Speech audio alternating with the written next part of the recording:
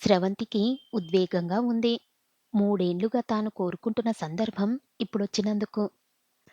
తాను శిరీష కుటుంబాన్ని కలుసుకోబోతుంది. 4 రోజులు వారితో గడపబోతుంది. దీనికోసమే ప్రత్యేకంగా చెన్నై నుంచి హైదరాబాద్‌కు బయలుదేరి వెళ్తుంది. ఇందుకోసం భర్త శరత్‌ను ఎంతో బతిమాలి మరీ నచ్చజెప్పుకోవాల్సి వచ్చింది. తాను తిరిగొచ్చే వరకు ఆఫీస్‌కు సెలవు పెట్టి ఇద్దరు పిల్లల బాధ్యతలను శరత్‌ను చూసుకోమని అప్పగించింది. సాధారణంగా ఎక్కడికి వెళ్ళినా అందరూ కలిసే వెళ్తుంటారు. కానీ ఈ ఒక్కసారి స్రవంతి తాను హైదరాబాద్‌లో తన ఫ్రెండ్ శిరీషతో 4 రోజులు గడిపేందుకు వెళ్తానంటే శరత్ కాస్త అయిష్టంగానే ఒప్పుకున్నాడు. స్రవంతి, శిరీష 10 ఏండ్ల క్రితం ఇంజినీరింగ్‌లో క్లాస్‌మేట్స్. బాగా క్లోజ్‌గా ఉండేవారు. క్యాంపస్ సెలక్షన్స్‌లో ఇద్దరికీ ఉద్యోగాలు వచ్చాయి. పెళ్ళిళ్ళయ్యాయి. శరత్‌కు అప్పటికే చెన్నైలో ఉద్యోగం కావడంతో తాను కంపెనీలో రిక్వెస్ట్ పెట్టుకొని హైదరాబాద్ వదిలేసింది స్రవంతి. 2 ఏండ్ల వ్యవధిలో ఇద్దరు పిల్లలు పుట్టినా అమ్మనాన్నలతో పాటు అత్తమామలు బాగా సపోర్ట్ చేయడంతో ఎలాగో అలా తిప్పలు పడి జాబ్ నిలబెట్టుకుంది. శిరీష మొదటిసారి తల్లైనప్పుడే ఉద్యోగం మానేసింది. తనకి మరో 2 ఏండ్లకు పాప పుట్టింది. ఇప్పుడు శిరీషది తనలాగే ఇద్దరు పిల్లల కుటుంబం. శిరీష భర్త మనోహర్ కంపెనీలు మారుతూ హైదరాబాద్‌లోనే జాబ్ చేస్తున్నాడు. కానీ వాళ్ళది ఎంత అన్యోన్యమైన కుటుంబం అనుకుంది స్రవంతి. తరచూ శిరీష వాళ్ళ ఫ్యామిలీ ఫోటోలు వాట్సాప్‌లో షేర్ చేస్తుంటుంది. వాటిని చూస్తున్నప్పుడు ఎంత వద్దనుకున్నా స్రవంతిలో రవ్వంత అసూయ కలుగుతుంటుంది. శిరీష తన పేరెంట్స్‌తో ఎట్లా ఉంటుందో మనోహర్ పేరెంట్స్‌లతోనూ అంతే సన్నిహితంగా ఉంది. పిల్లలు ఆణిముత్యాల్లా ఉన్నారు. బాబుకు 5 ఏండ్లయితే పాపకు 3 ఏండ్లు. ఎంత చక్కటి ఫ్యామిలీ అనుకుంది స్రవంతి మరోసారి. ఆ ఫోటోలను పరిశీలనంగా చూస్తూ పుట్టినరోజులు, పెళ్లి రోజులు, పండుగలు, ఫంక్షన్లు శిరీష విధిగా వాళ్ళ ఫ్యామిలీ ఫోటోలు పంపుతుంటుంది. వాటిని చూస్తుంటే మాత్రం స్రవంతిలో జలసి వచ్చేస్తుంది. శిరీష ఫ్యామిలీని తన కుటుంబంతో స్రవంతి పోల్చుకుంటడమే ఇందుకు కారణం. తన ఫ్యామిలీలో ఏవో కష్టాలున్నాయని కాదు కానీ, ఆ క్లోజ్‌నెస్ ఏది? ఆ ఓపెనెస్ ఏది? తనకు రెండో కాన్పు సమయంలో జాబ్‌కు రిజైన్ చేస్తానంది స్రవంతి. అందుకు శరత్‌తో పాటు అత్తమామలు ఒప్పుకోలేదు. తాను జాబ్‌ను, పిల్లల బాధ్యతలను సమర్థించుకోలేనంటే సమ్మతించలేదు. పనుల్లో తాము సాయం చేస్తామన్నారు. ఉద్యోగం మానేయడం తెలివి తక్కువ పనన్నారు. దాంతో స్రవంతి అలాగే నెట్టుకొస్తుంది. కానీ శిరీష జాబ్ మానేసి పిల్లల్ని చూసుకుంటూ ఎంతో హ్యాపీగా ఎంజాయ్ చేస్తుంది. ఆ విషయాన్ని శిరీష పంపే ఫోటోలు తన ఫేస్‌బుక్ పోస్టింగ్స్‌లో తను పెట్టుకునే డీపీలే చెప్తుంటాయి అనుకుంది స్రవంతి. అందుకే 4 రోజులు శిరీష దగ్గర గడిపి వస్తే మైండ్ ఫ్రెష్ అవుతుందని ఈ ప్రయాణం పెట్టుకుంది. కాలింగ్ బెల్ మోగగానే తలుపు తీసిన శిరీష చేతిలో సూట్‌కేస్‌తో నిలబడ్డ స్రవంతిని చూసి నివ్వెరపోయింది. వెంటనే తేరుకొని "రా స్రవంతి, చెప్పకుండా వచ్చేశావే" అంది. శిరీష ముఖంలో భావాలు గుర్తించిన స్రవంతి మనసును చివుక్కుమంది. కానీ దాన్ని కనిపియనీయకుండా ఎప్పట్నుంచో చెబుతూ ఉన్నా కదే! ఏదో ఒకరోజు ఫోన్ కూడా చెయ్యకుండా వచ్చేస్తానని అంది ముఖాన నవ్వు పులుముకొని. లోపలికి వెళ్తూనే కనిపించిన మనోహర్‌కి చెప్పింది శిరీష.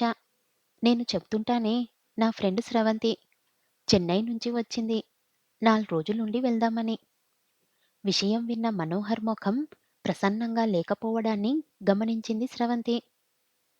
నైస్ అంటూ తన గదిలోకి వెళ్ళిపోయాడు. ఈలోపు శిరీష కొడుకు చైతు, కూతురు దివ్య వచ్చారు. తనను చూస్తూనే బెదురుగా పారిపోతుంటే స్రవంతి ఇద్దర్ని దగ్గరకు తీసుకోవాలని చూసింది. కానీ వాళ్ళు రాలేదు. స్రవంతికి తన పిల్లలు గుర్తుకు వచ్చారు. కొత్తవాళ్ళు ఎవరొచ్చినా నమస్తే పెట్టి కలిసిపోతారు. ముందు వాళ్ళు ఇలాగే ఉన్నా నెమ్మదిగా తాను శరత్ అలవాటు చేశారు. స్రవంతికి కాఫీ ఇచ్చి పిల్లలకు పాలిచ్చేందుకు ప్రయత్నించింది శిరీష. కాని చైతు తాగనని మొరాయించాడు. వాడికి ఒక్కటి తగిలించింది. దాంతో వాడు ఒక్కసారిగా ఏడుపు లంకించుకున్నాడు. స్రవంతి వారించబోయింది కాని, "నీకు తెలియదే, వీడు రోజూ ఇంతే. 4 తగిలిస్తే కాని తాగడు" అంది శిరీష. కొడుకు ఏడుపుకు బయటకు వచ్చిన మనోహర్, "ఏమిటి పొద్దున్నే గోల" అని విసుక్కున్నాడు.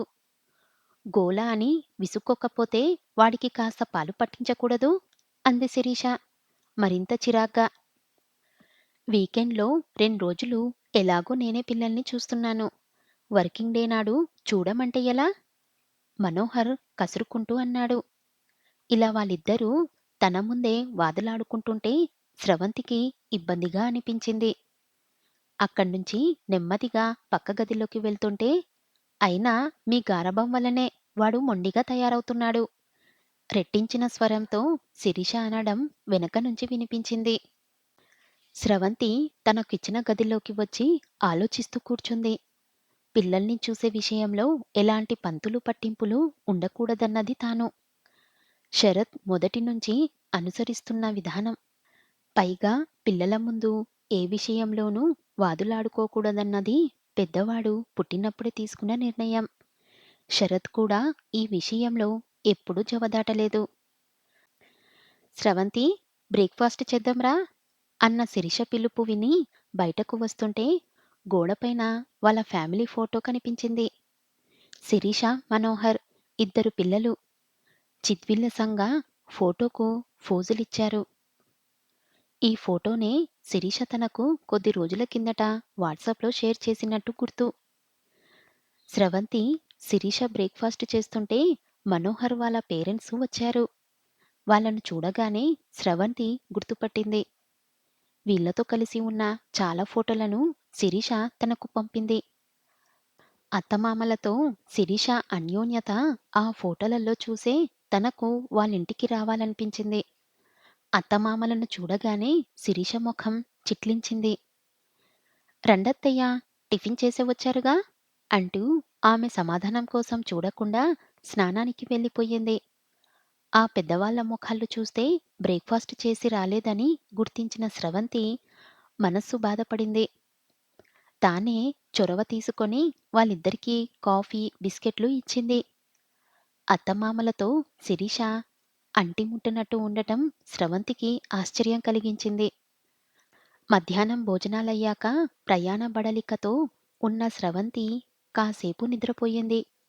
గంట తర్వాత గది బయట పెద్దగా అరుపులు వినిపిస్తుంటే స్రవంతి కంగారు పడుతూ లేచింది. "మీరు రావడం వల్ల నేనేమీ ఇబ్బంది పడటం లేదు. కానీ పిల్లల్ని గారాబం చేయవద్దంటున్నాను. మీరు వెళ్ళాక వాళ్ళని ఒక దారిని తీసుకురాడానికి తలప్రాణం తోకకు వస్తుంది" గట్టిగా రొప్పుతూ అంటుంది శిరీష. కోపంతో ఆమె కళ్ళు ఎర్రబడి ఉన్నాయి. "అదేంటమ్మా, పిల్లలు తాత నానమ్మల దగ్గరకు రాకుండా ఉంటారా? మేం కాస్త ముద్దు చేయడం నిజం. దానికి గారాబం చేసి పిల్లల్ని చెడగొడుతున్నామంటే ఎలా?" శాంతంగా అన్నారు శిరీష అత్తగారు సులోచన. "నేను కావాలని అన్నట్టు మాట్లాడుతున్నారేమిటి?" అంటూ శిరీష అత్తగారిపై కస్సున లేచింది. "నేనేమీ అనడం లేదు శిరీష.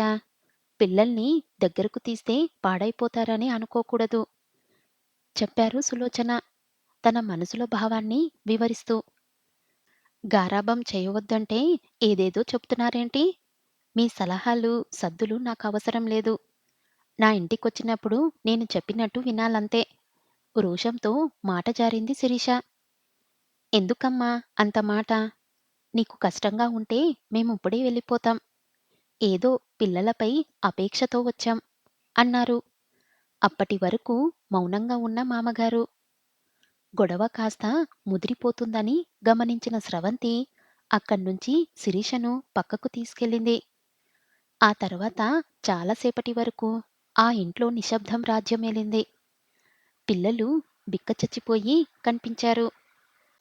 స్రవంతికి అక్కడుండటం అసౌకర్యంగా అనిపించింది. పెళ్ళై 10 ఏండ్లైనా ఇప్పటి వరకు తాను అత్తయ్యతో ఒక్కసారి కూడా గట్టిగా మాట్లాడలేదు. అలా అని భేదాభిప్రాయాలు అస్సలు లేవని కాదు. అలాంటి పరిస్థితి ఎప్పుడైనా వస్తే తమ ఇద్దరిలో ఎవరో ఒకరు మౌనం పాటిస్తారు. దానితో కొద్దిసేపటికే మనస్పర్ధ సమసిపోతుంది. ఇక తను మామగారి ఎదుట కఠినంగా మాట్లాడిన సందర్భం ఒక్కటీ లేదు. అసలు తమ ఇల్లు షరతు వేసే జోకులతో ఎప్పుడూ సరదాగా ఉంటుందే తప్ప సీరియస్‌గా ఉండదు. స్రవంతి ఒక్కసారి తన ఫోన్ తీసి శిరీష చాట్స్‌లో వెతికి నెల కిందట పంపిన ఫోటోలు చూడసాగింది. శిరీష తన అత్తమామలతో కలిసి తీయించుకున్న ఫోటోలు 10 వరకు ఉన్నాయి. అన్నిటిలో శిరీష తన అత్తగారి భుజంపైన చెయ్యి వేసో, మెడ చుట్టూ చెయ్యి వేసో సన్నిహితంగా ఉంది. ఆ ఫోటోల ఆధారంగానైతే శిరీషకు ఉత్తమ కోడలిగా, బెస్ట్ మదర్‌గా అవార్డులివ్వవచ్చు. కానీ నిజ జీవితంలో, నిత్య జీవితంలో ఏం జరుగుతుందో స్రవంతి కళ్ళారా చూసింది. శరత్ గాని, తన అత్తమామలు గాని ఫోటోలకు ఎప్పుడూ ప్రాధాన్యం ఇచ్చేవారు కాదు. ఏ పండుగలప్పుడో తాను అడిగితే ఒప్పుకున్నా. ఒక్క కండిషన్ స్రవంతి, ఈ ఫోటోలు మన మధ్యనే ఉండాలి. సోషల్ మీడియాలో వాడకు అని శరత్ సున్నితంగా హెచ్చరించేవాడు. స్రవంతిలో అప్పటి వరకు ఉన్న భ్రమలు తొలగిపోయాయి. ఒక్క క్షణం కూడా అక్కడ ఉండాలని అనిపించలేదు. ఏమిటే 4 రోజులు ఉందామని వచ్చి అప్పుడే బట్టలు సర్దుకుంటున్నావ్? అడిగింది శిరీష. నీ ఫోటోల్లోని జీవితం మా ఇంట్లో చూద్దువు గాని, నాతో పాటు చెన్నై రా శిరీష. 4 రోజులుండి వెళ్దువు గాని అంది స్రవంతి సూట్‌కేస్ మోస్తూ.